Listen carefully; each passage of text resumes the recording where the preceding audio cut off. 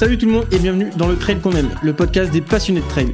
Je suis Alexandre Viol, animateur du podcast et je suis très heureux de vous retrouver avec l'équipe du Trail qu'on aime après 3 semaines de disette pour vous proposer un nouvel épisode qui s'annonce une nouvelle fois dense et passionnant.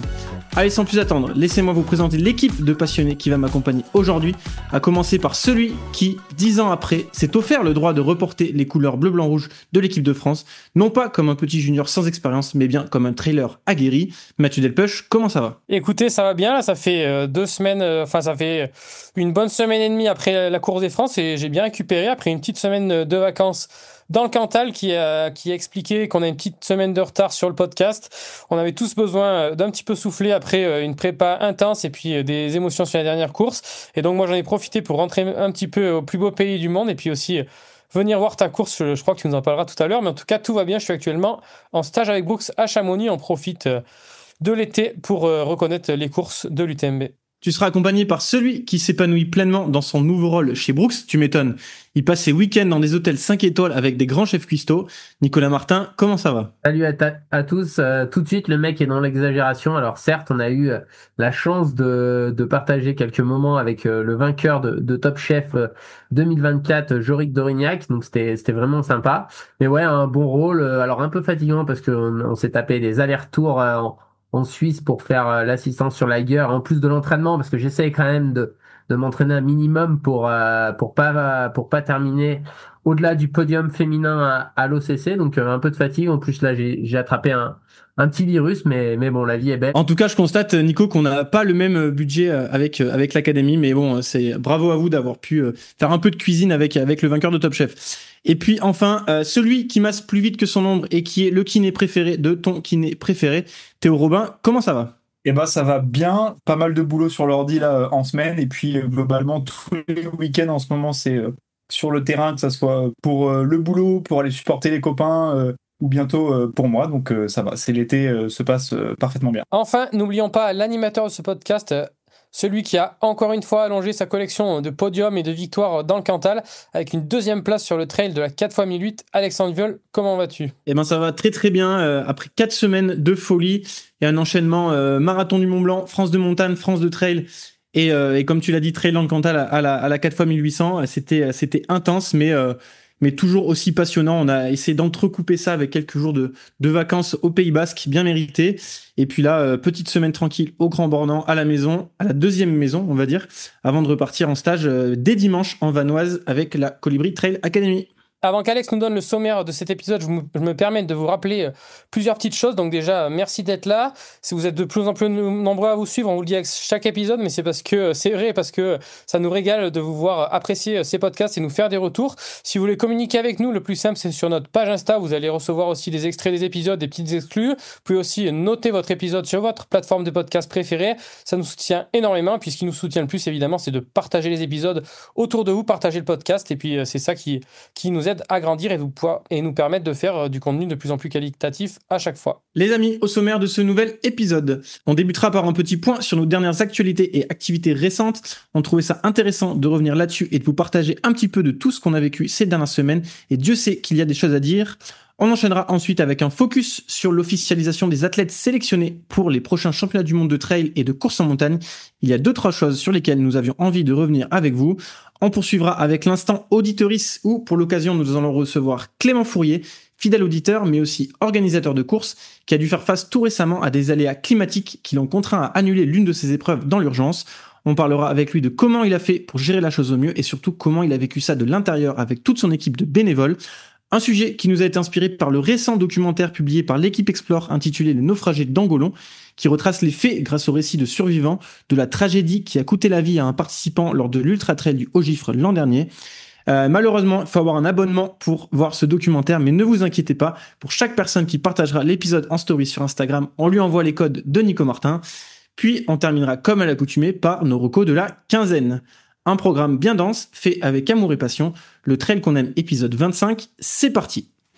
Jingle. Le trail qu'on aime, épisode 25. Allez, on démarre de suite avec nos dernières grosses actus. On voulait prendre un petit moment pour vous raconter ces dernières semaines bien denses et surtout revenir sur l'un des faits marquants, la sélection en équipe de France de notre Mathieu Delpech. Alors Matt, même si tu vas revenir en fond et en comble là-dessus dans ta prochaine vidéo YouTube, raconte-nous un petit peu ce que t'as ressenti quand t'as appris que t'étais officiellement sélectionné. Ouais, ben ça s'est fait petit à petit. Sur la fin de course, je savais qu'avec la 5e place, c'était possible, mais il n'y avait pas non plus de certitude. Donc, j'ai tout mis dans la dernière descente. J'ai serré les dents parce qu'il y avait des petites gênes. Et en effet, je vous raconterai ça dans la vidéo si vous voulez tout comprendre. Mais je savais que potentiellement, si j'étais pas trop loin du top de la course, pouvait y avoir un petit voyage dans les Pyrénées qui allait s'organiser. Et puis, j'ai eu la confirmation en fait assez rapidement de Julien Rancon et de Adrien Séguré qu'ils avaient la volonté de m'intégrer dans l'équipe. Mais il y avait quand même encore un petit doute puisqu'il faut que cette sélection soit validé par le comité de sélection de la FFA. Et donc, les sélectionneurs ne voulaient pas non plus apporter trop de certitude parce que il y a eu, apparemment, c'était un petit peu compliqué cette année au niveau des validations. Donc, il y a eu 48-72 heures un petit peu dans le doute avant que la publication soit faite et qu'il y a la confirmation officielle que la FFA avait bien retenu mon nom pour aller participer au championnat de France de trail long. Mais ouais, j'étais quand même vraiment content que la course soit réussie avant tout.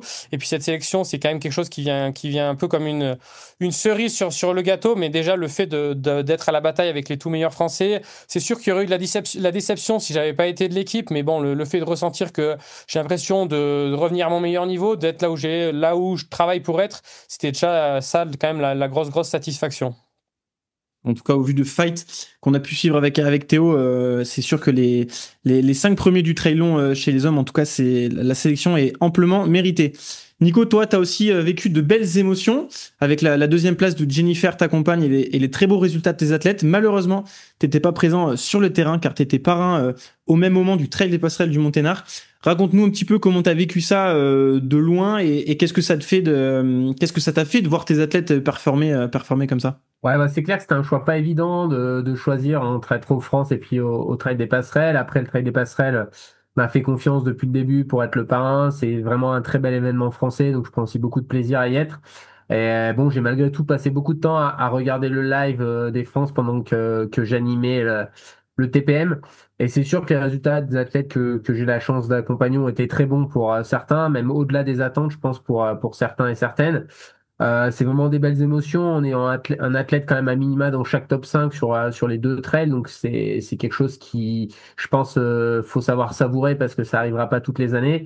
Je pense que c'est avant tout le fruit de la régularité et puis de la constance de ces athlètes. Avec, je pense, notamment 2 surprises quand même chez les filles, avec Agathe Bess qui a terminé 4e du long. Alors bon, elle était, je pense, 4, 5e, 6e dans la hiérarchie, donc c'est pas une énorme surprise non plus, mais c'est vrai que c'est pas forcément la tête la plus connue. Je pense que la vraie surprise, c'est peut-être Perrine Abadi, 5e du cours. Voilà, c'est une athlète qui est talentueuse, mais qui avait pas forcément de gros résultats. Il y avait quand même une belle start list, donc plaquer un top 5, c'était quand même vraiment... moi, le premier, j'ai été surpris parce qu'en plus, la fin de préparation avait pas été parfaite. Elle avait une petite douleur au tendon d'Achille, donc voilà, un peu de relâchement. Elle est un peu allée au départ sans rien attendre, et puis ça s'est bien passé. Après, bah forcément, comme c'est des athlètes pas très connus, bah elles ont pas forcément été retenues en équipe de France pour des raisons qui peuvent se comprendre. Hein. Ils veulent emmener les équipes les plus compétitives. C'est sûr que une 4, 5e place, c'est un peu loin, et quand on n'a pas un énorme passé, ben voilà, on préfère parfois sur des athlètes qui ont plus d'expérience. Pour les 3 athlètes qui ont été retenus en équipe de France, je suis pas beaucoup surpris. Alors Sylvain Cachard, c'est forcément un peu la logique des dernières années, même si quand même il espérait le titre. Je pense qu'il y avait vraiment rien à faire face à Fred Tranchant qui était vraiment très très solide, et je pense que s'il recourt au même niveau le jour des mondiaux, il sera quand même dur à battre pour tout le monde. Et puis pour Romain Giaguet et puis pour Matt, j'ai voyé plus ou moins à ces places-là, derrière un peu les 3 favoris qui ont terminé sur le podium. Bon, même s'il a quand même fallu battre un Loïc Roland, un Antoine Thieria, donc bravo à eux. Maintenant, j'ai envie de dire que le plus dur commence parce qu'il faut essayer de faire en sorte qu'ils soient encore un petit peu plus forts du côté de l'Espagne pour les championnats du monde. Et puis on espère des médailles au moins par équipe, et puis pourquoi pas une belle surprise avec une médaille individuelle pour l'un d'entre eux. Justement, ça me fait penser à une petite question. Comment ça se gère un petit peu la transition entre 2 très très gros objectifs, en n'ayant pas la certitude que le deuxième objectif, notamment pour Mathieu, soit là, puisqu'il fallait quand même obtenir sa qualification.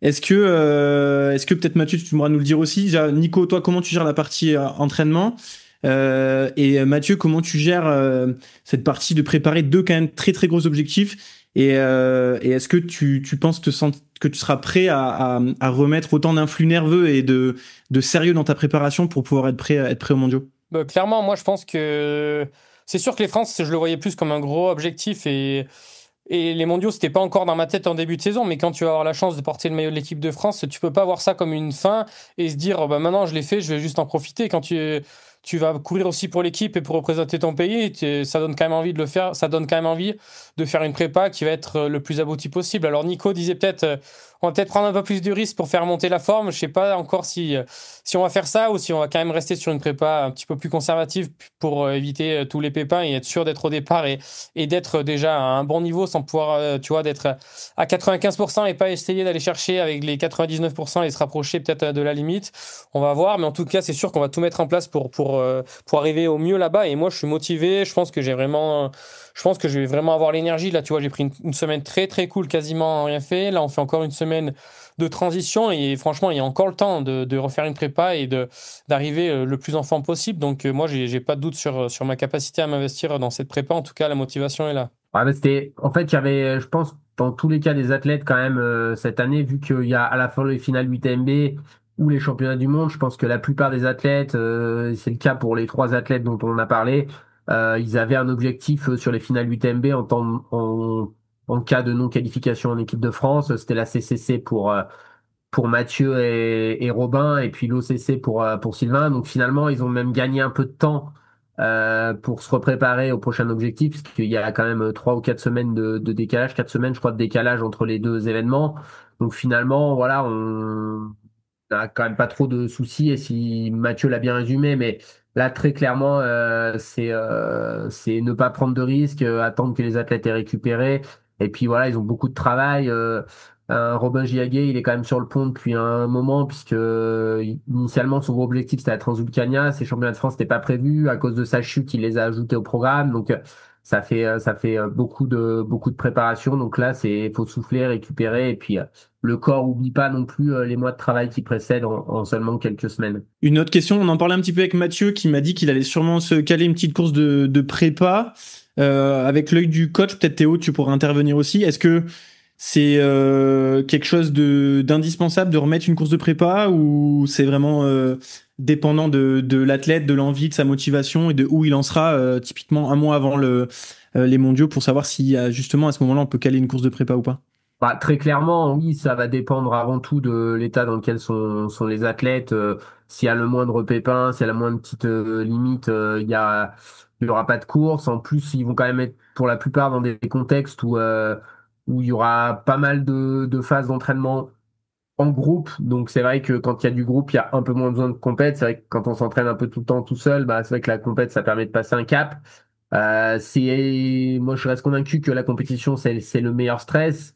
Mais comme tout, bah faut pas en abuser, faut pas dépasser les capacités d'adaptation. Ça c'est au-delà de la planification du coach de chaque athlète. Il y a aussi une discussion avec le staff de l'équipe de France pour que le programme proposé soit cohérent, pour que les athlètes arrivent à 100% et pas cramé autant physiquement que mentalement au départ des championnats du monde. Théo, tu veux réagir un petit peu ou? Ouais, bah ça dépend évidemment du contexte de chaque athlète, de son contexte pro-perso, du nombre de semaines qu'on a entre les 2 objectifs, de la durée des objectifs, parce que effectivement c'est pas forcément la même prépa entre le format trail long qui va quasiment ressembler à un ultra, enfin en gros une durée un peu de CCC versus un trail un petit peu plus court. Et puis ça va dépendre aussi des capacités de récupération de chacun, parce que si on fait un trail assez long et assez intense, ça peut vite enlever des semaines d'entraînement, parce que peut y avoir une semaine à 10 jours d'affûtage et pareil de récupération, donc ça peut faire sauter potentiellement un bloc d'entraînement.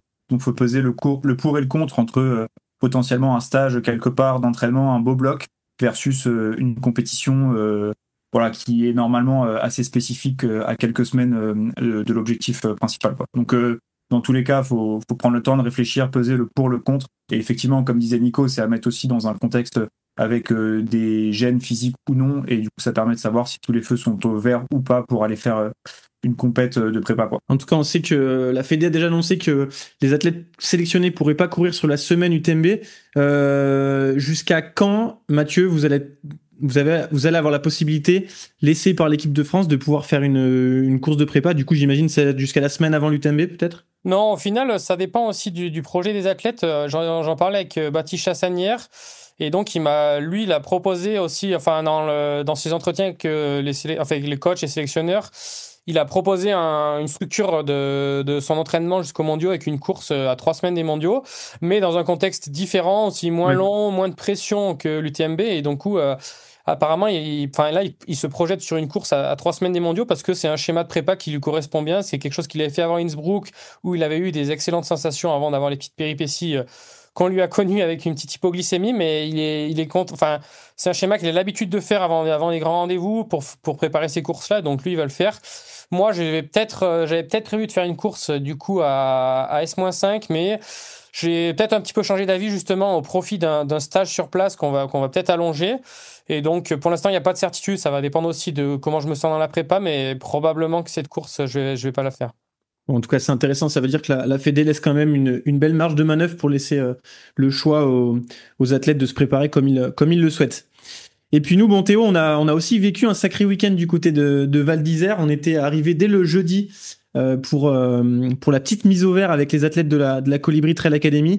Et puis on n'a pas pu s'empêcher dès le samedi matin de se lever à 3h30 et d'aller suivre le trail long toute la journée. On était parmi les premiers à être dans la première bosse pour les voir passer tous à la frontale. Et donc on a vécu un sacré samedi et puis on a vécu surtout un sacré dimanche avec les performances assez énormes de la Colibri Trail Academy, avec la 3e place de Thomas Butez, synonyme de sélection, qui retrouvera donc Mathieu en Espagne. La 6e place de Léo Tuaz, champion de France Espoir, et qui échoue à seulement 15 petites secondes de la 5e place. 5e place, on le verra tout à l'heure, qui a été qualificatif pour Pierre Galbourdin. Donc voilà, Léo était à 15 petites secondes d'une potentielle sélection en équipe de France, donc ça aurait été tout simplement énorme. La 2e place de Pierre Paulet en espoir, et puis la 10e place de Blenwen Euleux chez les femmes. On a quasiment fait du 100%. Seule petite déception, c'est l'abandon d'Eva de la Fosse, qui méritait mieux, mais bon, ça a été un abandon de la raison. Toi, Théo, qu'est-ce que t'en as gardé comme souvenir de ce beau week-end aux France? Exceptionnel, c'était sûrement un des meilleurs week-end trail que j'ai pu vivre depuis ces dernières saisons. Déjà, faut voir le cadre dans lequel se déroulait le championnat de France. C'était absolument dingue, Val d'Isère. Moi, j'étais jamais allé. Et franchement, c'est absolument magnifique, même si l'altitude, ça colle, surtout quand on arrive lors de la première journée.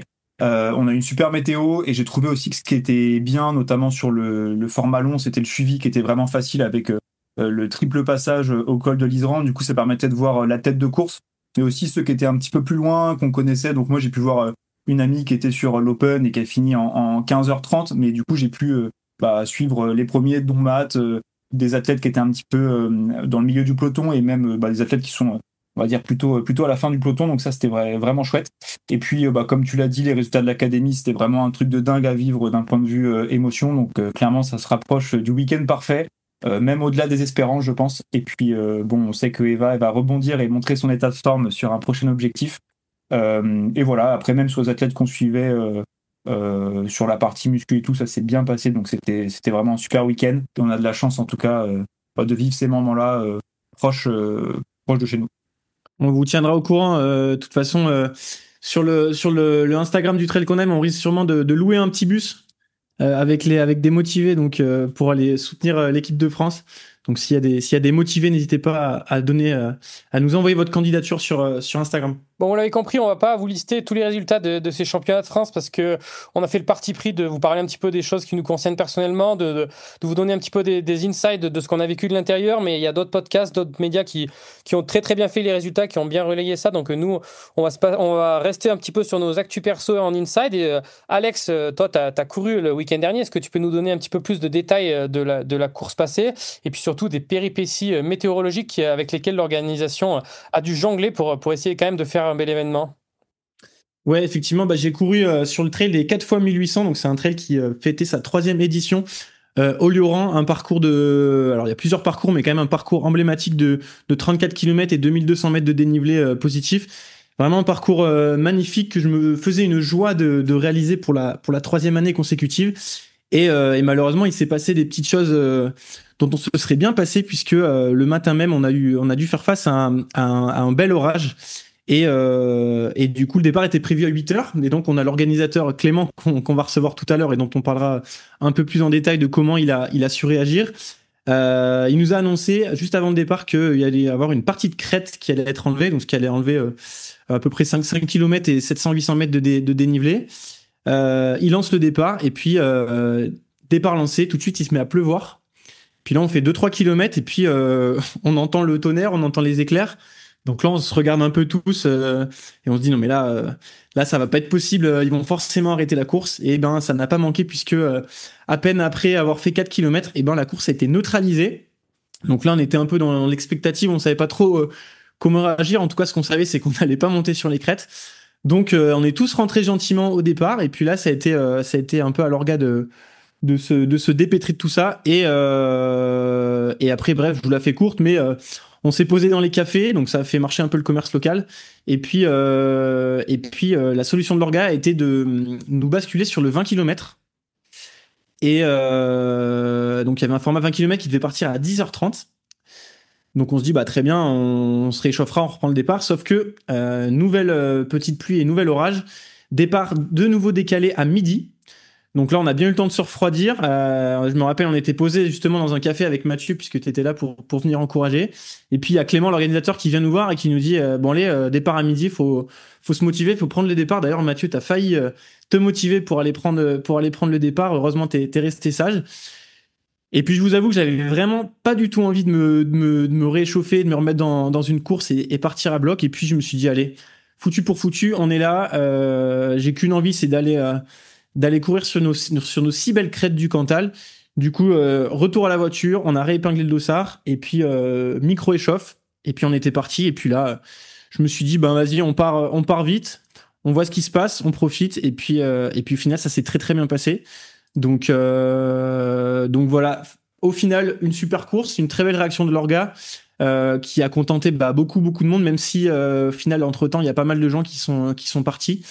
Mais voilà, c'est le jeu et on en reparlera tout à l'heure un peu avec Clément, mais en tout cas, l'orga a très très bien réagi et je vous conseille pour les prochaines années de venir, si vous avez l'occasion, découvrir ce très beau trail. Parce qu'on a des très beaux trails dans le Cantal, notamment la Pastourelle, je vous en ai parlé plein de fois, mais le parcours de la 4x1008, c'est vraiment quelque chose à faire. On a fait le tour de nos actus, les amis ? C'est bon.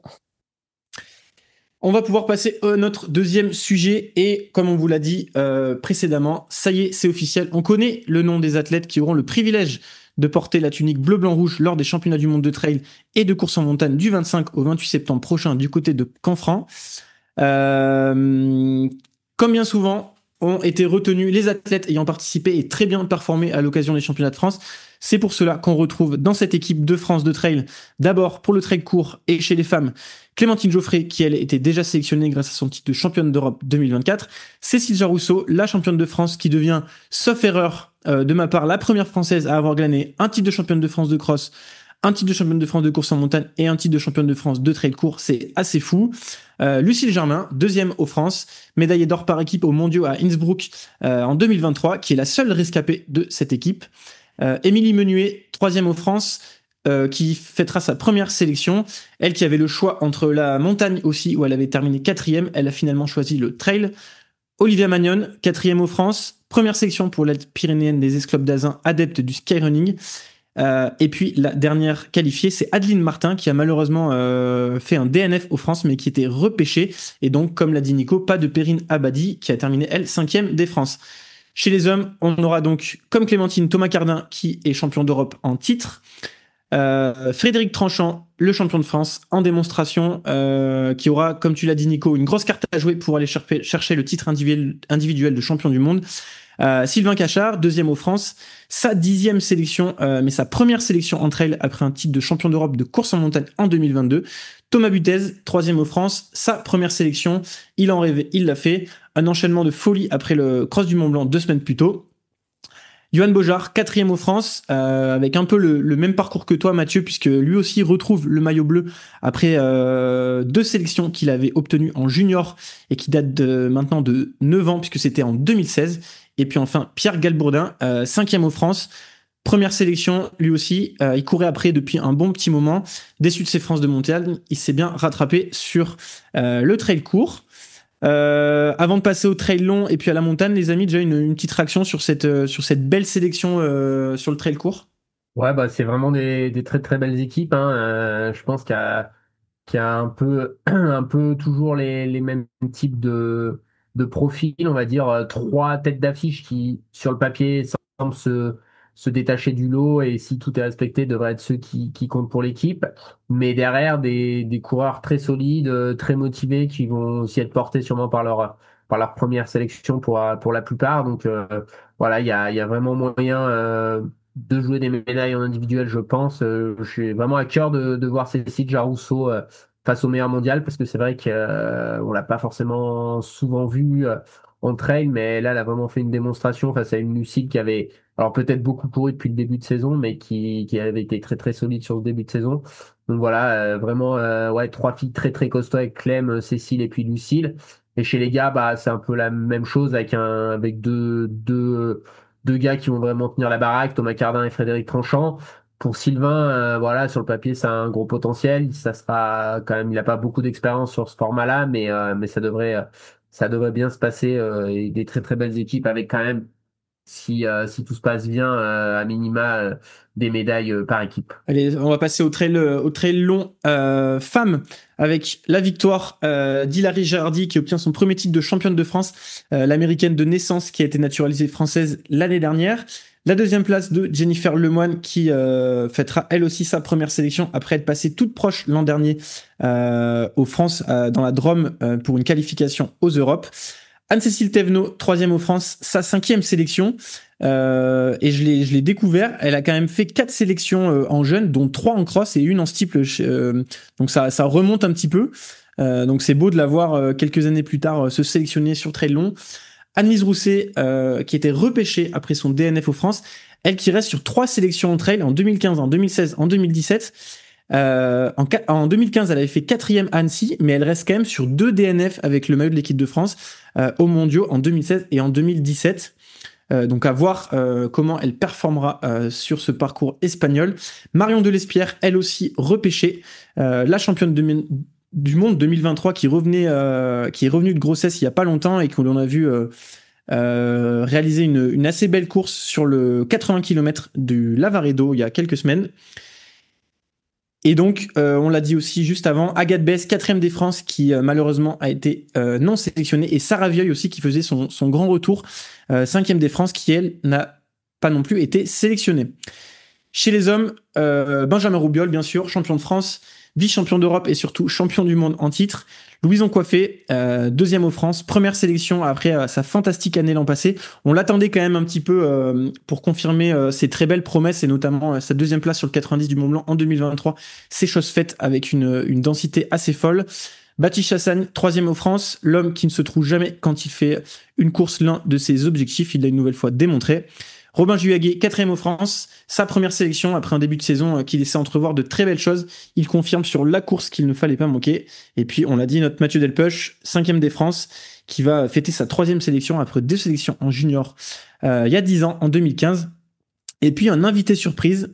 Je ne sais pas si beaucoup de monde l'attendait. En tout cas, nous, ça nous a... On entendait des bruits de couloir qui ça pouvait être le cas, mais on a quand même été assez surpris. La sélection de Vincent Bouillard, donc le vainqueur de l'UTMB 2024, qui reste sur une 3e place à Chianti et sur un DNF à la Western. Nico, avant qu'on donne la sélection de la course en montagne, toi qui as longtemps fait partie de l'équipe de France, est-ce que tu estimes là que sur le trail long, on est sur une sélection cohérente et qui va être aussi compétitive aux mondiaux?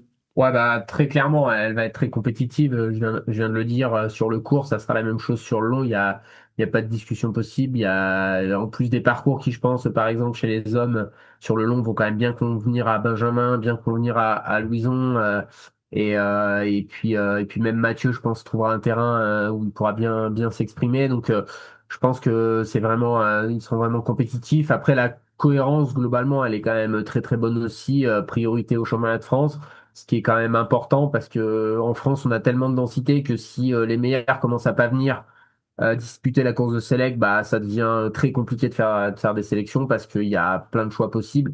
C'est un peu l'illustration du 6e choix d'ailleurs.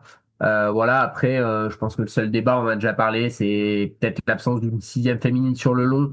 Je pense qu'en 2025, c'est quand même un peu, moi, qui suis pas non plus ultra féministe hein, dans l'âme, mais je trouve bizarre qu'on emmène trois équipes à 6 et une équipe à 5. Je sais pourquoi, hein, mais je trouve que quand on est à un athlète près, enfin une athlète près en l'occurrence, on aurait pu emmener des équipes complètes. Et l'autre choix, ouais, c'est peut-être d'avoir repêché Adeline. Bon, après, Adeline, ça reste une championne du monde en 2017, qui a souvent été un pilier de l'équipe. Donc en plus, elle avait eu un petit incident avant la course qui expliquait qu'elle n'ait pas terminé les championnats de France. Mais pour le reste, comme je l'ai dit, c'est des gens qui avaient joué le jeu, donc rien à dire sur cette sélection. Ouais, justement, juste pour revenir un petit peu sur ce qui a fait débat, effectivement, la non-présence d'une sixième féminine sur le trail long femme. Mathieu l'a rappelé un petit peu au début, mais en fait, Adrien Séguret, donc qui est sélectionneur de l'équipe de France, et Julien Rancon, qui est directeur responsable des équipes de France. En fait, leur rôle, c'est de présenter une liste d'athlètes à un comité de sélection, dont fait partie le président de la Fédé et notamment le DTN. Ça, c'est ce que Julien nous avait expliqué lors de l'épisode précédent. Et en fait, malheureusement, la décision finale, elle ne leur revient pas. Et malheureusement, ils avaient quand même présenté une sixième féminine. Et en fait, elle n'a pas été acceptée par ce comité de sélection, qui, comme Julien me l'a confirmé très récemment, est très exigeante dans ses sélections. Et malheureusement, n'a pas décidé d'envoyer de sixième féminine. Alors, ça pose quand même vraiment question, tu l'as dit, sur l'exemplarité et la parité qu'on cherche à donner avec cette sélection. Donc, c'est très surprenant. Je sais pas si quelqu'un d'autre veut réagir. Mathieu, je voulais te faire réagir sur la sélection de Vincent, mais peut-être tu veux réagir aussi sur la non-sélection d'une sixième féminine. Et ben ouais, je peux faire d'une prise de parole de coup. Ce matin, je regardais un petit peu les sélections des nations un petit peu fortes. J'ai regardé la sélection de l'Angleterre et ils envoient 6 gars et une fille. Donc voilà, Oui. sans commentaire. Oui, parce que c'est vrai, juste, bah, c'est marrant que tu dis ça. Je tiens à rappeler quand même que globalement, avec l'équipe de France, on est assez exemplaire sur le nombre d'athlètes qu'on envoie et cette parité généralement. Et c'est vrai que prenez le temps d'aller voir les autres sélections. Alors certes, il y a moins de densité dans d'autres pays, mais c'est vrai que là, ton exemple, il est assez frappant. Prendre 6 hommes, une femme, c'est quand même, sachant que l'Angleterre, c'est pas le plus petit, enfin le Royaume-Uni, c'est pas le plus petit pays, c'est assez troublant. Ouais. Mais ça n'empêche pas que ça envoie quand même un très mauvais message. Pour compléter sur la sélection de Vincent, je suis content qu'il y ait un gars comme ça qui fasse partie de l'équipe et qu'on puisse partager des moments, non seulement parce que c'est un athlète exceptionnel, mais aussi pour les valeurs qu'il partage. Je suis content de faire partie de son équipe pour un petit moment et de pouvoir partager ses entraînements, pour échanger sur des sujets qui nous tiennent à cœur et qu'on a en commun. Mais ouais, j'ai un peu de l'incompréhension sur cette sélection. Hein, si le si le sixième, enfin, s'il y avait des contraintes budgétaires si fortes, on, si on doit enlever une personne, on l'enlève dans chaque sexe, quoi. On prend 5 gars, 5 filles, au moins il y a moins de discussions possibles. Enfin, il y aura moins de critiques et ça me semble plus logique parce que Vincent, forcément, il a été stratosphérique sur l'UTMB, il a été aussi magistral à Chianti en tenant tête à deux légendes de nos sports, mais c'est quand même des formats qui sont pas forcément très très proches de ce qu'on va vivre aux mondiaux à Canfranc, puisque ça va être très montagneux et très technique avec même des petites parties hors sentier, si j'ai bien compris, d'après ce qu'avait mis Francesco Pupi quand il allait faire la reco. Et Vincent, l'UTMB, c'est 2 fois plus long, donc c'est quand même pas des qualités identiques. Chianti, c'est rien à voir en termes de technicité, d'altitude et de terrain. Donc récemment, il a pas forcément fait ses preuves sur ce parcours-là. Mathieu Blanchard a montré qu'il était un petit peu plus passe-partout, mais il a eu un début de saison où qui s'est quand même fait retoquer à Snowdonia par Jonathan Albon. Il s'est fait aussi battre par Ludovic Pomeré. Donc, il n'y avait pas forcément de profil pour sixième homme qui se détachait en mon sens. Donc, ça aurait été logique de prendre personne et au moins on aurait respecté la parité. Je suis d'accord. Et juste pour préciser, Mathieu Blanchard, en fait, il y avait des petits bruits de couloir comme quoi c'était un petit peu les deux qui étaient dans la balance. S'il n'y avait pas un sixième très très fort aux France pour qu'il complète cette sélection, mais effectivement, soulevé comme ça, le problème est assez. Enfin, en tout cas, c'est vrai que le choix est assez discutable. Qu'on explique un peu. En fait, il y a eu un changement de direction technique nationale, un nouveau DTN qui arrive qui arrive pas directement parce que je crois qu'il avait déjà laissé sa place, mais qui est passé par le triathlon, qui a eu d'excellents résultats dans le triathlon français. Donc c'est Franck Bignet avec cette politique de très exigeant. Le choix, s'il avait été que de celui du DTN, ça aurait été d'emmener des équipes encore plus réduites que ça. En gros, que des potentiels médaillables en individuel. Donc des petites équipes, sûrement ce que je disais tout à l'heure, 2, 3 athlètes par sexe. Donc il y a vraiment eu, voilà, je pense de la part d'Adrien et de Julien, le fait d'aussi vendre les résultats de l'équipe de France. Moi, je pense que quand on regarde 2023, est-ce que beaucoup de gens auraient parié que les 3 champions du monde français allaient être Benjamin Roubiol, Clémentine Geoffrey, Marion Delépierre? Je pense pas, quoi. On aurait sûrement mis d'autres noms français avant eux. Et puis finalement, c'est eux qui ont été champions du monde parce que bah, pour être champion du monde, faut aussi être dans la grande journée, sortir la bonne course le jour J.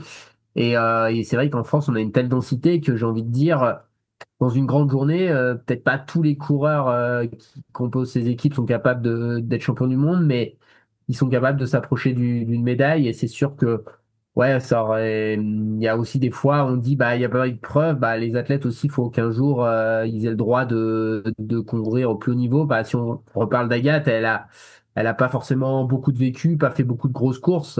C'est pour ça qu'elle a pas trop de palmarès. Mais bon, elle a sorti quand même une belle cotation là aux France. Voilà, ça aurait pu mériter. Mais moi, je salue quand même le travail de Julien et d'Adrien parce que je pense qu'ils sont vraiment battus pour qu'il y ait des équipes même s'il manque une personne pour qu'elle soit complète, pour qu'il y ait le plus de monde possible. Ouais. Allez, on va clore ce sujet et on va pouvoir passer à la sélection sur la course en montagne.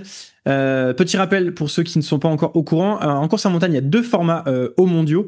Il y a le format dit classique en montée-descente et le format vertical en montée sèche. Et là aussi, on a pu voir très peu de surprises à signaler dans les choix, puisque pour le format en montée-descente, ce sont les 4 premiers hommes du France qui ont été pris, avec malgré tout quand même une surprise, puisque le champion de France n'est autre que Corentin Capelier, très peu connu du grand public, le Lozérien qui donc est devenu champion de France au nez et à la barbe du médaillé européen et champion de France en titre Théodore Klein, donc 2e et lui aussi sélectionné. Romain Discher a pris la 3e place, lui qui était déjà de l'aventure aux Europes l'an passé. Et puis une autre surprise, le jeune Jules Barriot, qu'on avait reçu dans l'épisode 23, doublement sélectionné en junior et qui pour sa première année en espoir obtient une sélection en senior. Et c'est à souligner que même Sylvain Cachard n'avait pas fait aussi bien. On lui souhaite le même avenir, bien sûr. Chez les femmes, on retrouvera la championne de France pour la 2e année consécutive, Nelly Clément, qui a remporté la course avec une facilité déconcertante devant Christelle Dewaal, vice-championne de France, qui avait été sacrée la semaine d'avant championne de France de course verticale. Marie Nivet, elle, 3e, déjà présente en Thaïlande et aux Europes l'an passé. Et puis Émilie Menuet, qui a fini 4e, mais comme je l'ai dit tout à l'heure, qui a laissé sa place et qui a choisi d'obtenir sa sélection sur le trail. Et donc, ça décale à la 5e, puisque c'est Julie Lelong, 5e du France de course en montagne, qui complétera l'équipe aux mondiaux.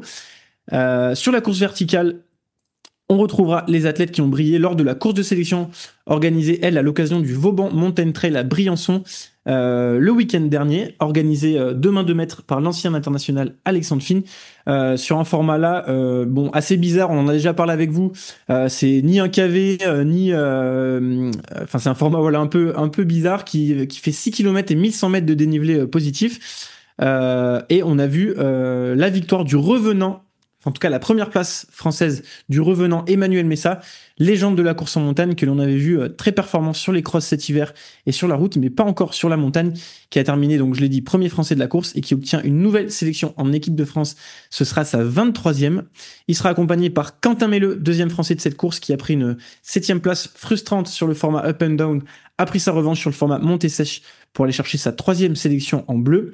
Un petit nouveau dans l'équipe qui obtiendra sa première sélection fin septembre, c'est Mathieu Le Fur, le spécialiste du KV et des montées sèches, qui court après une sélection depuis quelques temps maintenant et qui a enfin obtenu le Graal. Bravo à lui. Et puis l'équipe sera complétée par le seul athlète qui doublera les formats aux mondiaux, c'est Théodore Klein, puisqu'il s'est classé 4e français de la course de sélection et il obtient aussi sa sélection sur le format vertical. Chez les femmes, elles seront 3 par contre à enchaîner les 2 formats aux mondiaux. Nelly Clément, qui a elle terminé 2e de cette course de sélection. Christelle Dewaal, toujours imbattable en montée, première française, qui elle aussi doublera sur les mondiaux. Et puis Marie Nivet, qui a terminé 4e française de cette course de sélection. Et là aussi, chez les femmes, une revenante en la personne de Céline Janier, troisième française de cette course, qui connaîtra sa 6e sélection. Une sélection qu'elle n'avait pas connue depuis 2017, donc ça remonte un petit peu. Et tout comme Manu Messa, elle est en catégorie M2, donc voilà, chapeau à elle et chapeau à tous les deux. Les anciens font de la résistance. Une petite réaction à ces équipes de France de course en montagne? Moi, c'est plus par rapport au vertical. Je suis complètement bluffé par la perte de Manu Messa, parce que non seulement il fait premier français, mais il a fini très très proche des Kenyans. Donc une perf comme Manu s'en sortir de temps en temps. On sait pas d'où elle sort, mais c'est complètement lunaire. Et puis c'est pas lieu directement avec la sélection, mais sur le même week-end, il y avait aussi une manche de Coupe du Monde qui se rapprocherait plus d'un format open down le lendemain de cette course de sélection. Et Nelly Clément qui l'a emporté au scratch enfin pas au scratch, mais au scratch féminin devant toutes les Kenyanes. Donc une énorme performance de Nelly, et j'ai vraiment au cœur de voir ce qu'elle va faire au championnat du monde, parce que dans une grande journée, est-ce qu'elle pourrait pas aller nous glaner une médaille en individuel, ce qui serait absolument magnifique. Et ce qui serait une grande première pour la course en montagne. Je pense que c'est déjà arrivé quand même à l'époque avec peut-être Isabelle Guillaume. Ah oui. Élise, elle a pas fait podium Patagonie? Qui? Élise Poncet. Non, mais je te parle de championne du monde.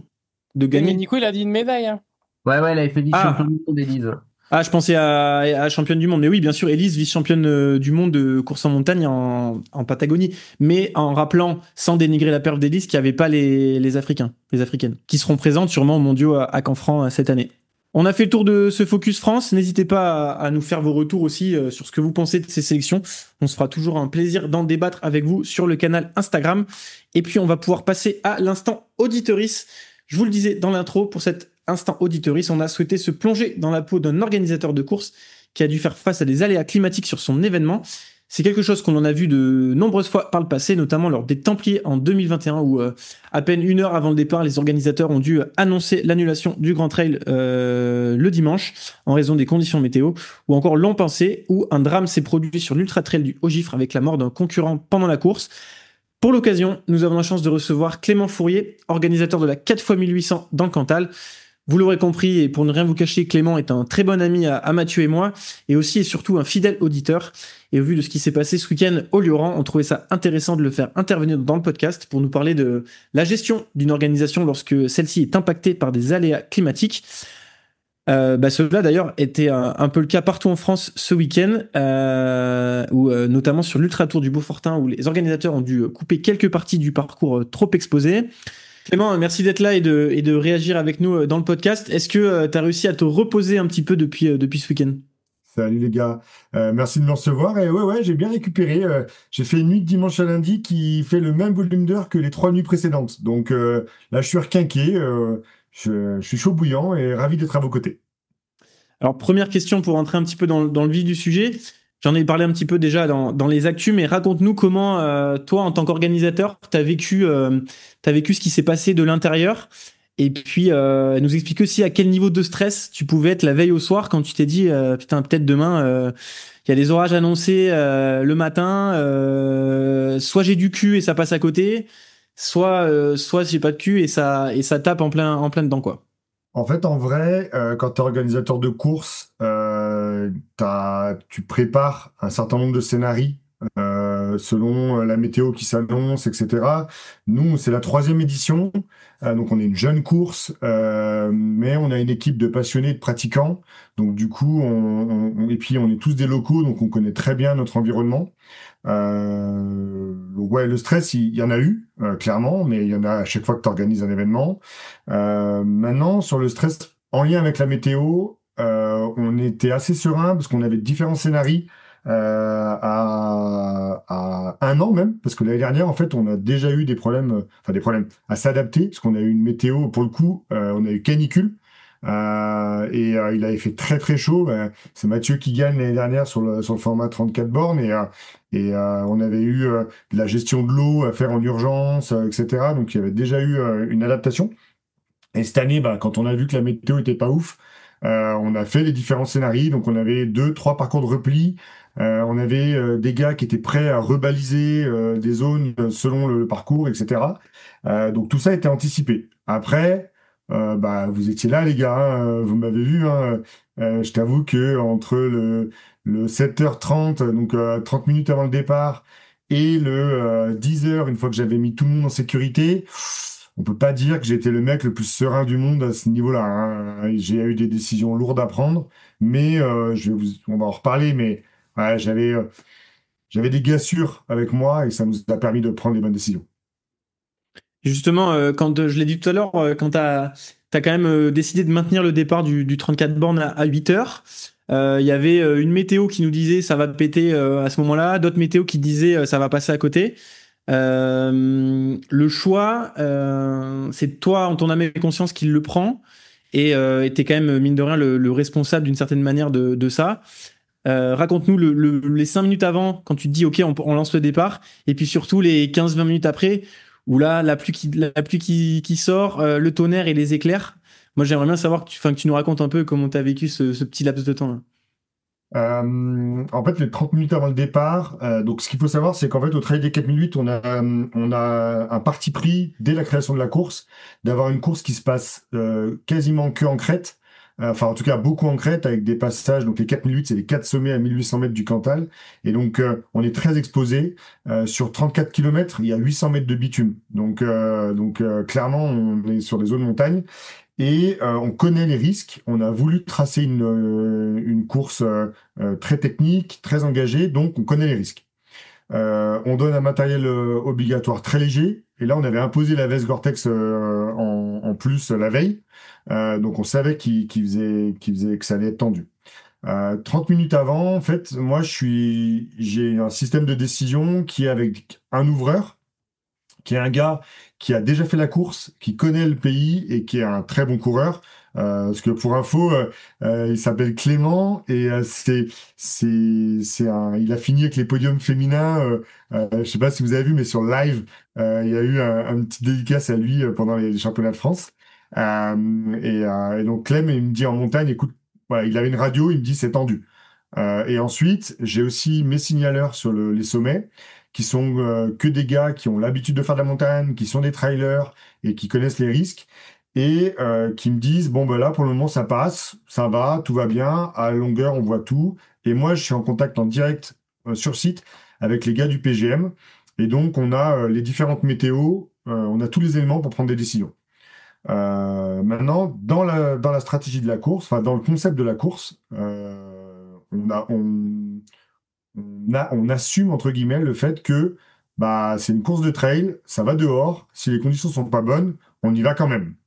Par contre, moi j'ai aussi dans ma tête le fait de dire mais je vais envoyer personne en danger et j'ai la sécurité des gens entre mes mains, donc on fait pas n'importe quoi non plus. Donc avec tous ces éléments-là, une demi-heure avant, on prend la décision de cutter le premier sommet à 1008 sur le passage de mon ouvreur. Et là, du coup, on rebalise pour enlever un premier passage au sommet. Donc là, c'est ce qu'on vous annonce sur la ligne de départ. Donc on enlève 4 km à peu près à la borne. Donc là, en fait, moi, je suis assez serein. Je prends cette décision en toute transparence et c'est hyper important pour moi et tout va bien. Maintenant, on envoie le départ et là, première bosse. Et donc là, qu'est-ce qui se passe? Gros coup de tonnerre. Euh, go- et là, des éclairs qui éclairent. On aurait dit que c'était une discothèque, quoi. Et donc là, mes ouvreurs VTT recueillent un peu les impressions. Moi, en haut, en même temps, j'ai mon bénévole au premier ravitaillement sur les crêtes qui me dit, Clément, on vient d'avoir un impact de foudre à 50 mètres du chapiteau de ravitaillement. Voilà, en fait, le mec pose zéro question, hein. Tu dis, en fait, on neutralise directement. Et une fois qu'on aura neutralisé, on sait qu'il n'y a personne qui est en danger. Et là, on se donne 5 minutes pour prendre une décision. Donc là, tu déroules ton schéma de décision. Et donc, neutralisation de la course. On vous a tous arrêtés en bas avant de monter. Et là, je dis à mes bénévoles sur place, vous gardez les gars, vous regroupez le peloton. Et ça va me laisser le temps de prendre une décision finale. Donc, le temps que les derniers rattrapent les premiers. Donc, il y avait 4 km de course à ce moment-là. Moi, en fait, on regarde la météo avec le PG. J'ai les échos de mes gars là-haut et en fait, ça se gâte. J'ai une bénévole qui me dit à la radio, bah, moi je suis à 4 pattes par terre, ça souffle de fou. Donc du coup, bah, en fait, je prends la décision de neutraliser la course et de ramener tout le monde par la route jusqu'au sas de départ. On met tout le monde à l'abri, on offre des boissons chaudes à tout le monde, et puis bah là, bah, tu prends des décisions. Là, t'es pas clairement enfin, t'es pas dans un état d'esprit super cool hein, quand t'es organisateur et directeur de course. Hein. Ouais, et du coup, mon petite, donc ça se passe, et là, t'as quand même un départ de course prévu à 10h30, donc le format 20 km. Et là aussi, il va y avoir quelques petites péripéties puisque la météo est fortement changeante. Bah là, en fait, on a le même scénario que la première course, c'est-à-dire qu'il y a de nouveau un système qui nous dit, bah en fait, tout va bien, et un autre système qui nous dit, bah vous allez le prendre à l'orage. Donc bon, là, pour le coup, tu joues pas une deuxième fois. Surtout qu'on avait pris la décision avant, du coup, d'offrir la possibilité à l'ensemble des coureurs de courir quand même. Et donc, on avait organisé un départ par vague avec l'ensemble de tous les formats sur ce format 23 bornes. Et là, bah, on a dit, bah, en fait, on vaut mieux retarder, prendre de la marge par rapport à l'orage et dire, bah, en fait, ok, tout le monde part à midi, dans le calme, on a le temps de s'organiser, les bénévoles ont le temps de se mettre en place et du coup, on fait une belle course qui se passe bien. Donc là, le schéma de décision, c'est mes ouvreurs disent que c'est OK, ont eu le temps de rebaliser. Les signaleurs, sur tous les points, me disent OK, c'est bon, c'est calme. Mes responsables de ravitaillement ont eu le temps, parce que du coup, j'ai tous mes ravitaillements qui doivent converger vers un ravitaillement qui est en ligne de crête. Donc, il faut ramener à boire, à manger à tout le monde. Donc, tout ça a le temps de se mettre en place et on peut pas envoyer la course à 10h30 parce que on n'a pas eu le temps d'acheminer suffisamment de ravitaux pour que tout le monde y passe. Donc voilà, tu prends l'ensemble de ta checklist, t'organises, et une fois que c'est bon, bah ok, on y va, on est là pour courir. Donc vous êtes là pour courir, moi je suis là pour vous faire courir. Les bénévoles, ils sont là pour vous encourager et pour vous permettre de courir dans des bonnes conditions. Si tout est ok, bah il y a là. Et pour info, donc sur l'ensemble des coureurs, des 3 formats qu'on a regroupés, il y a 70% des coureurs qui ont attendu midi et qui ont pris le départ. J'ai une petite remarque. C'est hyper intéressant et c'est là aussi qu'on voit que ça tient aussi un peu parfois à la chance parce que si ton premier départ, l'orage, il arrive 35-40 minutes après, t'as un peu tout le monde dans la montagne et là, c'est beaucoup plus dur de récupérer tout le monde et c'est vrai que je pense que c'est aussi ce message-là qu'il faut tenir, c'est que c'est un sport d'extérieur, surtout en période estivale où il y a des orages et en fait, moi, j'aime bien dire aux gens, en fait, de toujours aussi, quand ils sont au départ d'une course, de est-ce que j'irais si j'étais tout seul? Parce que quand même, ça mérite pas. Enfin, moi, perso, j'ai jamais aimé l'orage, par exemple. Donc, clairement, si ça s'annonce très orageux, limite, je prendrais pas le départ de moi-même. Mais c'est vrai que la montagne, quand il fait pas beau, et puis c'est vite. Enfin, ça m'est arrivé récemment à Tignes, où on a eu un petit coup de froid, là, après la période de canicule. Et je suis parti, pourtant, j'ai un peu d'expérience, mais en mode, ouais, c'est bon, c'est l'été, je vais prendre une petite veste coupe-vent, puis bon, je suis en short, t-shirt. Ouais, je suis monté sur une crête, j'ai commencé à me prendre 50 km/h de vent, la neige, et en fait, en 3 minutes, t'es presque en hypothermie, quoi. Donc ça va que j'étais sur un versant pas trop exposé, j'ai pu redescendre rapidement, mais ouais, là, vraiment, la montagne, faut pas rigoler quand il fait mauvais, ça peut vite devenir très compliqué, quoi. Ouais, c'est pour ça qu'on avait pris tout de suite la solution du parcours de repli, c'est-à-dire de pas monter sur la crête, enfin de pas rester au plus haut. Et on était en train de rebaliser la deuxième partie de la course qui remonte encore sur une crête. On avait attaqué à rebaliser par la forêt pour éviter de monter tout le monde. Donc clairement, au départ, on savait que ça allait pas être le format classique et on allait éviter tous les passages en crête. Hein. Ouais, puis c'est aussi intéressant, là, tu disais que tu croisais beaucoup les informations et que tu avais un peu des chefs par poste qui te donnaient des bonnes infos. Et ce qui est assez rigolo, c'est que quand je retourne à la voiture pour aller me remettre le dossard et me changer pour prendre le départ à midi, je croise Romain Maillard, donc qui a remporté la course, et il me montre son radar météo.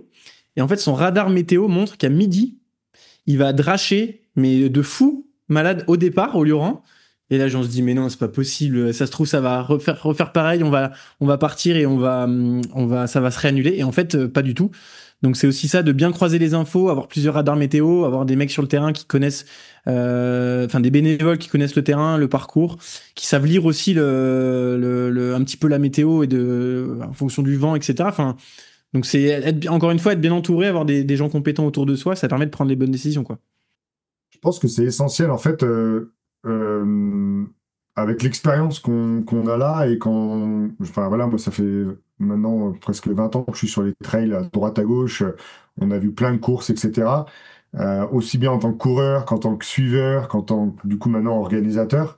En fait, la clé, à mon avis, du succès, et nous, je pense qu'on doit encore s'améliorer là-dessus, même si là, ça s'est bien passé, mais voilà, faut pas s'endormir sur les lauriers.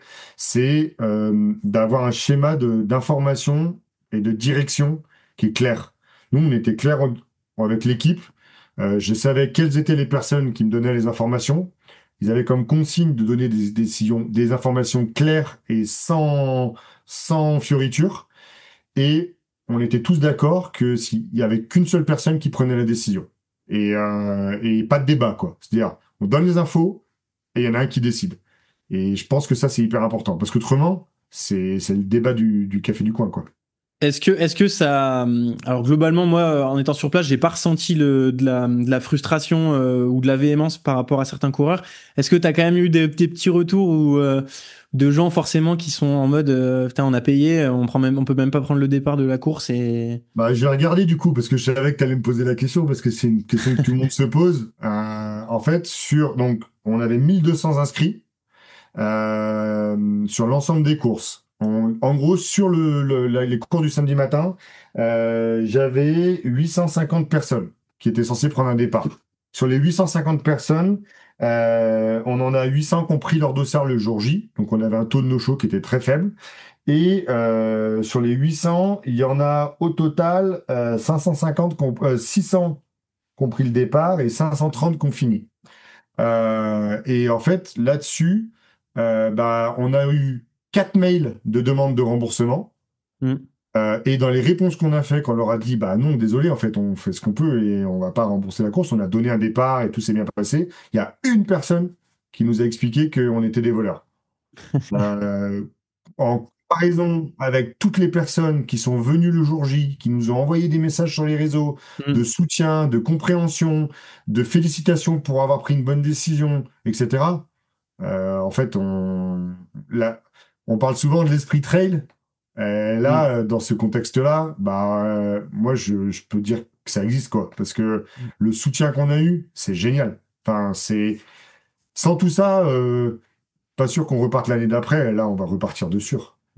Puis les speed trails, on l'a aussi vu le soir, parce qu'il y avait une petite soirée d'organiser dans le cadre de la course et Mathieu Delpech a bu quelques gentianes, il me semble.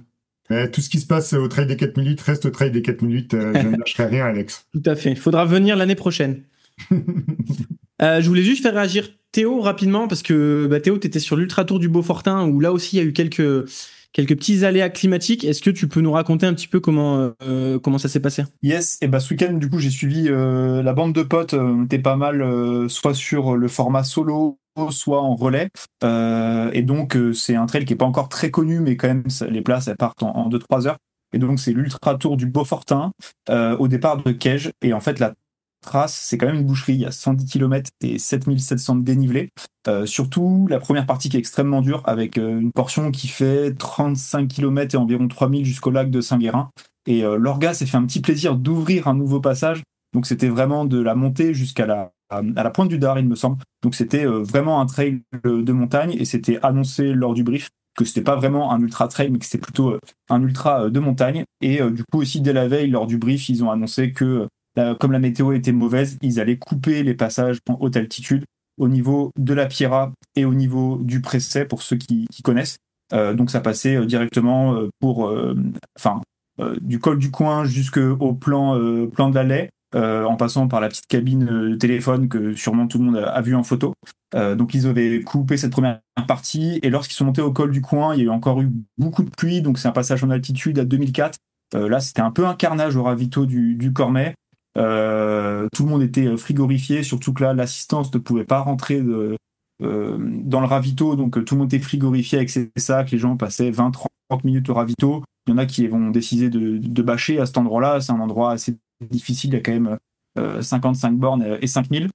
Et du coup, leur gars a pris la bonne décision d'enlever le rocher du vent, d'enlever les craies de la Giette, le refuge du col du Bonhomme. Le col du Bonhomme, et en gros, pour ceux qui connaissent, c'était col de la Sauce et directement le hameau de la Gitase. Et donc, ça a enlevé un peu de volume, mais ça enlevait surtout les passages en altitude, les passages exposés qui étaient assez lents. Et puis à partir de ce moment-là, la météo s'est améliorée, donc ce qui a sauvé globalement la course et je pense beaucoup de coureurs. En tout cas, c'est un super trail très bien organisé. Et pour donner un petit peu les résultats, il y a eu un énorme fight chez les hommes entre Vincent Viette et Nicolas Cour qui finissent au sprint en 14h13. Donc c'était vraiment un chrono strato. À Haute-Luce, il y a quand même 10 minutes d'écart.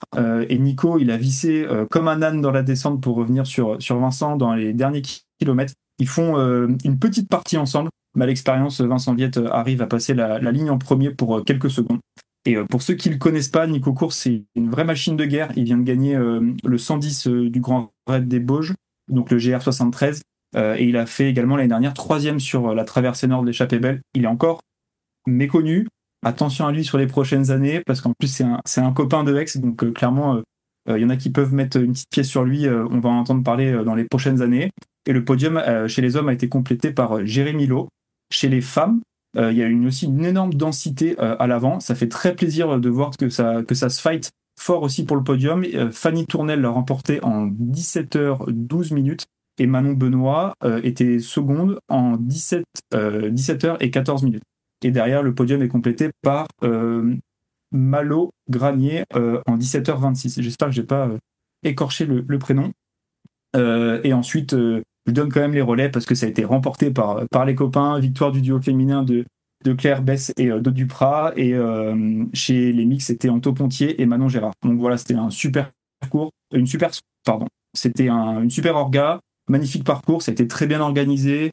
Là, un peu comme au 4x1008, ça a été les bonnes décisions qui ont été prises pour que les coureurs puissent pratiquer et être en sécurité. Donc clairement, je vous recommande d'aller faire ce trail dans les prochaines années. Et puis un truc aussi que je rajoute qui est très agréable, c'est d'avoir un seul format sur la course, ce qui évite d'avoir des gens à doubler et de se retrouver des fois à la fin des parcours avec le 30 km, le 50 km, le 70, le 90. Et ça, c'est un petit peu chiant, moi je trouve des fois de doubler les derniers de la course d'avant. Donc ça, c'était vraiment très agréable. Donc bravo à l'orga et sûrement à l'année prochaine. Clément, on a parlé tout à l'heure du documentaire sur sur l'équipe Explore qui est sorti là sur la tragédie qui a eu lieu sur l'Ultra Trail du Haut-Gifre l'an dernier, où on a des témoignages de survivants à cette épreuve. Est-ce que tu as vu le documentaire? Et si oui, qu'est-ce que tu en as pensé? Je l'ai pas vu dans son intégralité parce que Nico m'a pas encore envoyé ses codes, mais par contre, j'ai vu les extraits, j'en ai beaucoup parlé. En fait, on m'en a beaucoup parlé ce week-end en vrai. Est-ce que ça change un petit peu ton regard d'organisateur quand tu vois ces images-là? Tu te dis bon, faut vraiment pas que je fasse de conneries quoi. En fait, en vrai, je pense que les organisateurs, il faut pas nous prendre pour des fous. Pour la plupart, on est tous pratiquants. Et on est assez lucide aussi sur notre responsabilité en tant que personne. Tu vois, moi, au-delà d'être directeur de course, je suis le président du club qui organise l'événement. Donc, j'ai des vraies responsabilités personnelles. Et oui, bien sûr quelque chose s'est passé comme sur cette course-là ou sur d'autres avant. Hein. Il y avait une annulation des Templiers il y a quelques années. L'UTMB, moi j'ai un souvenir il y a quelques années de faire l'assistance d'un pote qui avait des engelures sur tous les doigts en redescendant des hauts cols, etc. Enfin, on fait un sport outdoor, on sait que c'est dangereux. Oui, effectivement, des reportages comme ça, c'est marquant, mais on peut pas dire non plus que c'est suite à des drames que les organisateurs ont pris conscience de leurs responsabilités. Les organisateurs, ils sont conscients de leurs responsabilités, et comme Nicolas dit tout à l'heure, même des fois, quand on pense prendre le meilleur choix au moment dans lequel on en est, et ben, il y a des fois, ça passe pas. Et il y a des fois, et du coup, ça va donner un drame. Il y a des fois, on va décider, on va être trop protectionniste. Et derrière, 5 minutes après, grand ciel bleu, personne part, tout le monde est frustré. Donc c'est super dur de faire le choix. Et vraiment, ce que je retiens, moi, c'est qu'il y a quand même une bienveillance globale dans notre univers et que les coureurs, ils comprennent les organisateurs, que les organisateurs, ils comprennent les coureurs et que si tout le monde est cohérent, ça fonctionne. Toi, nous, on a fait le choix de redistribuer les primes, on a fait le choix de faire courir, mais en toute sécurité.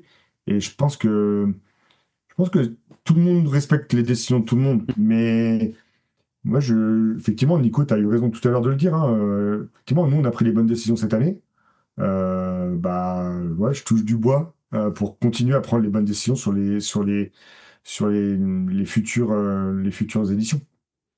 Vous avez des petites anecdotes, les gars, en passant avant de terminer sur le sujet de soit peut-être de courses ou qui se sont arrêtées, où vous n'avez pas pu prendre le départ à cause des conditions météo, ou des courses où vous avez connu des conditions apocalyptiques. Est-ce que vous avez des petites anecdotes là-dessus? Moi, je crois que j'ai jamais eu de course annulée dans ma carrière. J'ai eu une modification une année de la 6000D. On n'est pas monté au glacier. Ça m'a bien arrangé parce que j'étais complètement cuit.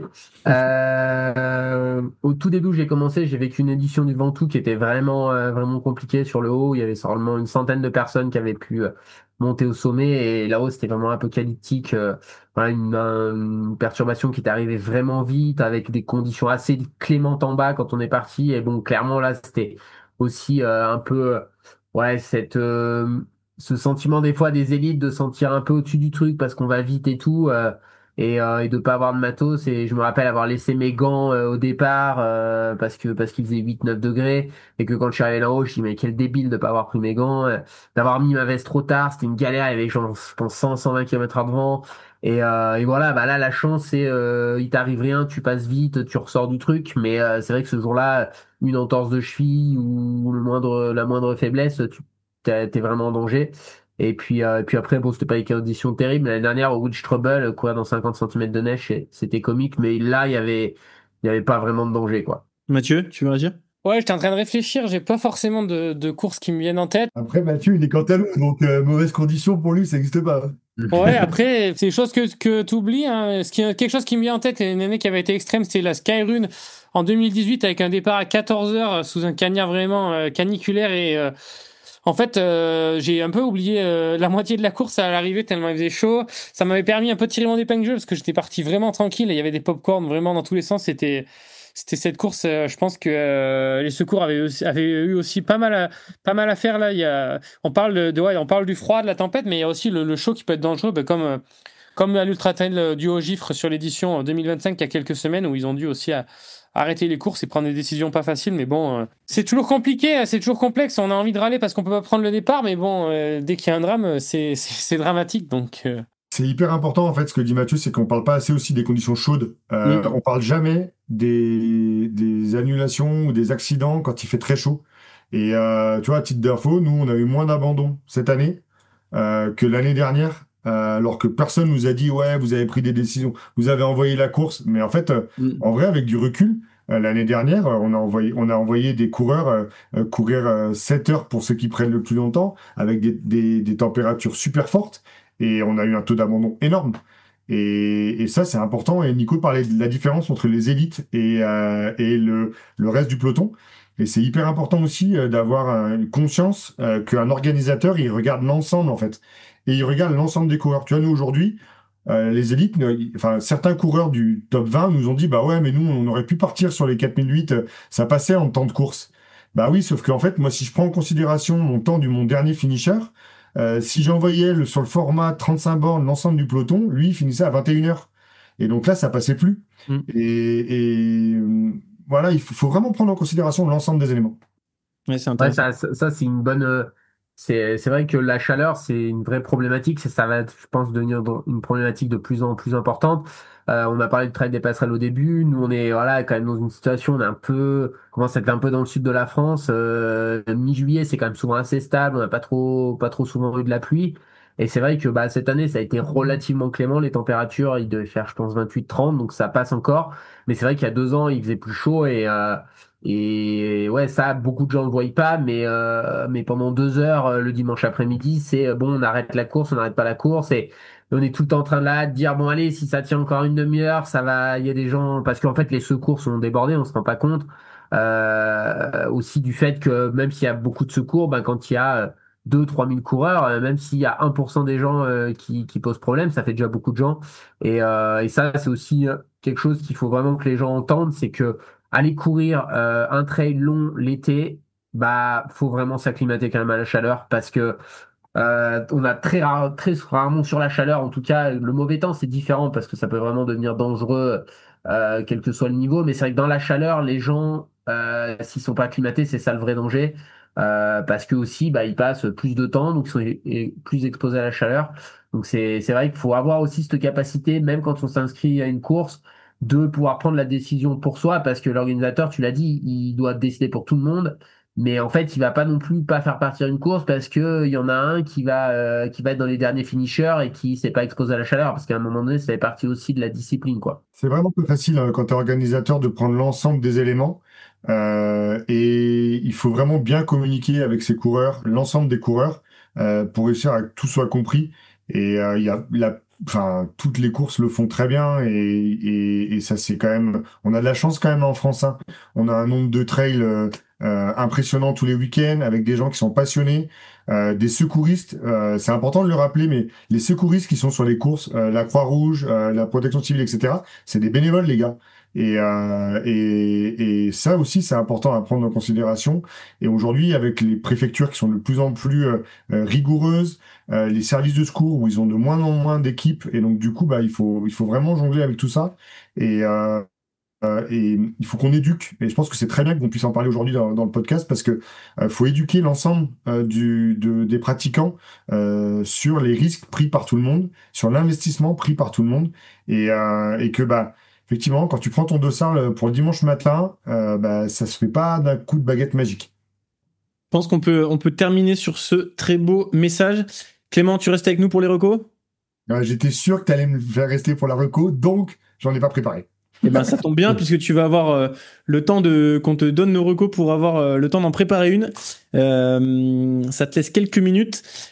On va donc passer à nos recos de la quinzaine et on va commencer par la reco de Théo. Alors, petite reco pratique pour ceux qui ont des chiens et qui veulent les amener en montagne ou alors qui ont juste peur des patous.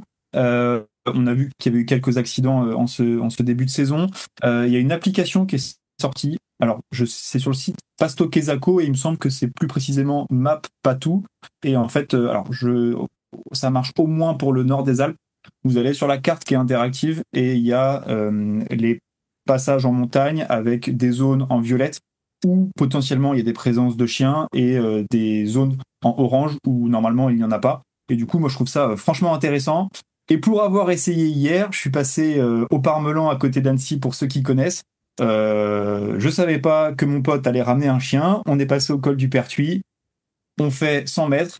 On entend un chien qui aboie, le patou qui saute par-dessus l'enclos, et effectivement, il y avait une présence, donc on aurait dû checker ça ensemble. Petit coup de chaud, mais finalement, ça s'est bien passé, le patou a bien fait son job.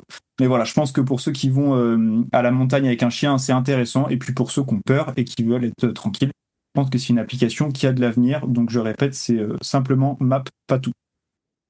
Ouais. Je rebondis vite fait. C'est un bel outil après pour connaître, parce que moi j'habite dans des régions où il y a des patous, c'est pas toujours exactement à jour, parce que en réalité aussi la manière dont les troupeaux se déplacent est aussi liée aux conditions climatiques, à comment il y a de l'herbe à tel ou tel moment, donc c'est pas toujours à jour, mais ça vous donne au moins une idée des zones potentiellement à éviter si vous avez un chien, parce que c'est vrai que c'est pas quand même très simple de traverser des troupeaux qui sont gardés par des chiens de protection quand on a soi-même un chien. Ma reco, ça sera pour notre ami bricoleur et entrepreneur de la vallée de l'Arve, Baptiste Elmenreich, qui a lancé un nouveau petit projet pendant sa convalescence, parce qu'il s'est fait opérer, je crois, d'un syndrome des loges au niveau des mollets avant de retrouver, on espère, le plus haut niveau sur la saison de ski alpi l'an prochain. Et donc, c'est un outil qui est à destination des athlètes d'endurance curieux de la nutrition. Pour le moment, ça se passe sur la plateforme en ligne Run Booster, où vous allez retrouver deux outils très utiles. D'abord, un comparateur des produits nutrition du marché, avec plusieurs centaines de produits déjà référencés sur son comparateur, et il prend en compte la densité en glucides ou le prix du gramme de glucides, qui sont des valeurs assez pertinentes quand on veut améliorer le poids de ce qu'on emporte ou faire attention à son porte-monnaie. Et le deuxième outil, c'est un planificateur de nutrition en course. Vous pouvez entrer votre distance dénivelée de la course préparée et votre cotation actuelle, et ça va estimer votre temps de course, et aussi avec votre niveau, on pouvait aussi entrer les produits que vous avez l'habitude d'utiliser.